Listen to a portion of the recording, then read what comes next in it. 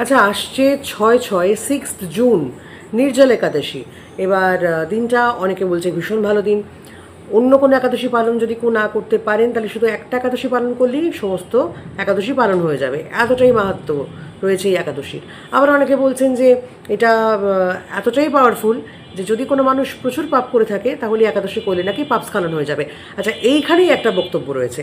প্রচুর পরিমাণে পাপ করা মানে ইন্টেনশনালি কোনো অপরাধ করা, তারপরে মানুষটা বসে বসে একাদশী করছে আর পাপ স্খলন হচ্ছে, এই লজিকটাই ভীষণ রকম ভুল। এরকম হয় না। পাপ যখন করেছে ইচ্ছে করে পাপই করে মানুষ। ভুলটা বেখেয়ালে হয়, পাপটা মানুষ ইচ্ছে করেই করে। ইচ্ছে করে করা যে অপরাধ, সে অপরাধ ওভাবে স্খলন হয় না। ঠিক আছে, কেউ একাদশী করতে পারে নিজের শরীরের জন্য করতে পারে, শরীর স্বাস্থ্য রক্ষা করার জন্য করতে পারে, যে একরকম রুটিন চলে একাদশী করে সেই রুটিনটাকে ব্রেক করা, একটু অন্যরকম হলো কিছু, উপোস করলো, ফাস্টিং করলো, সেটা হতে পারে।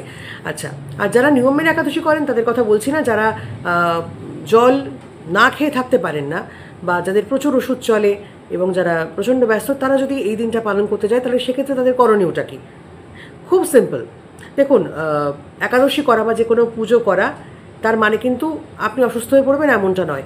আপনি নিয়ম প্রচুর জানেন, নিয়ম পালন করতে গিয়ে যদি নিজে অসুস্থ হয়ে পড়েন তাহলে সেক্ষেত্রে কিন্তু লাভ হবে না, কোনো একাদশীরই কোনো মানে দাঁড়াবে না।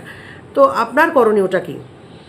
আপনি শ্রী বিষ্ণুকে নিজের মনের কথা বলবেন, এই হচ্ছে গল্প। এবার আপনি আর শ্রী বিষ্ণু, মাঝখানে কেউ নেই। নিয়ম আছে, যে নিয়ম আছে সেটা যারা করছে করছে। এবার অসুস্থ মানুষ, ব্যস্ত মানুষ, সবার জন্য নিয়মের রিল্যাক্সেশন আছে। চাপিয়ে তো অনেক রকম নিয়ম দেওয়া যায়, কিন্তু কিছু নিয়ম খুলে রাখতে হয় মানুষের সুবিধের জন্য। তো আপনারা যারা করতে চাইছেন তারা কীভাবে করতে পারেন? নাম্বার 1, শ্রী বিষ্ণুর পুজো করতে পারেন, হয়ে গেল। আপনার মনের ইচ্ছে বলতে পারেন তাকে। নাম্বার 3, শ্রী বিষ্ণুকে তুলসী অর্পণ করবেন। নাম্বার 4, শ্রী বিষ্ণু সহস্রনাম এটা পাঠ করবেন বা শুনবেন। কোথা থেকে শুনবেন?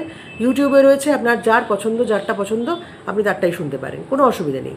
আপনি পাঠও করতে পারেন, শুনতেও পারেন। সন্ধ্যেবেলা তুলসী তলায় প্রদীপ দেবেন এবং সাত্ত্বিক আহার গ্রহণ করবেন। এইটা আপনাকে করতে হবে যারা পালন করতে চাইছেন। অনেক রকম নিয়মকানুন যারা মানতে পারবেন না, যারা জল না খেয়ে থাকতে পারবেন না, তারা এই নিয়মটা স্বচ্ছন্দে পালন করতে পারেন এবং সেখানে কোথাও কোনো বাধা নেই। পুজো বললাম, আপনি পুজো করবেন, আপনি আপনার ভক্তি প্রদর্শন করবেন, আপনার মত ঈশ্বরকে জানাবেন। মেডিটেশন করতে চাইলে সেটাও করতে পারেন, তাতেও সমস্যা কিছু নেই। তাকে ভোগ দিতে চান শ্রী বিষ্ণুকে, তাও দিতে পারেন। অর্থাৎ আপনি আপনার মতো করে উদযাপন করতে পারেন। নির্জল একাদশী মানে আপনি যে একেবারে জল না খেয়ে আপনাকে বসে থাকতে হবে, আপনি অসুস্থ হয়ে পড়ছেন, আপনার ওষুধ খেতে পারছেন না, এমনটা কিন্তু নয়। কোনো পুজো, কোনো নিয়ম কোনো মানুষকে অসুস্থ করে দেওয়ার জন্য হয় না, তাকে শাস্তি দেওয়ার জন্য হয় না। ভক্তি ব্যাপারটা ভয় থেকে আসে না, জোর থেকে আসে না, ওটা নিজের ইচ্ছেতে করতে হয়। সুতরাং যারা যারা করতে চাইছেন, খুব সিম্পল উপায়, এইভাবে আপনারা পালন করতে পারেন। কয়েকজন বেশ প্রশ্ন করেছেন দেখলাম, সেই জন্যই ভাবলাম উত্তরটা দিয়ে দিই।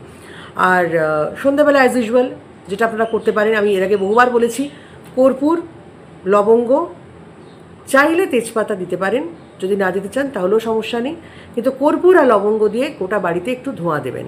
এটা সারা বছর করলে খুব ভালো।